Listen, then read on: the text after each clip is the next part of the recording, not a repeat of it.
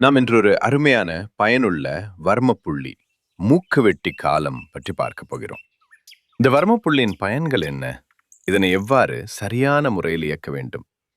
எந்தெந்த உடல் பிரச்சனைகளுக்கு இதை பயன்படுத்தலாம் என்பதையெல்லாம் இப்போது விரிவாக அறிந்து கொள்ளலாம். மூக்குவெட்டி காலம் என்பது மூக்கின் இரு ஓரங்களிலும் உள்ள கார்னர் பகுதியில் காணப்படும் சிறிய குழியில் அமைந்துள்ள ஒரு முக்கியமான வர்மப்புள்ளி ஆகும். இயக்கும் முறை: இந்த வர்மப்புள்ளியை அரை மாத்திர அளவிலான மென்மையான அழுத்தத்துடன் வலது புறமாகவும் இடதுபுறமாகவும் 24 முறை மெதுவாக சுழற்ற வேண்டும். இவ்வாறு செய்வதன் மூலம் இந்த வர்மப்புள்ளி சீராக செயல்படத் தொடங்கும்.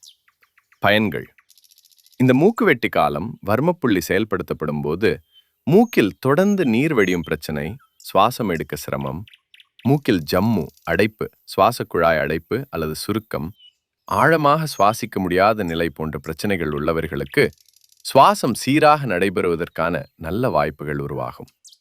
தொடர்ந்து சரியான முறையில் இந்த வர்மப்புள்ளியை இயக்கி வந்தால் சுவாசம் தொடர்பான பல்வேறு குறைபாடுகளில் நல்ல மாற்றங்களை காண முடியும்.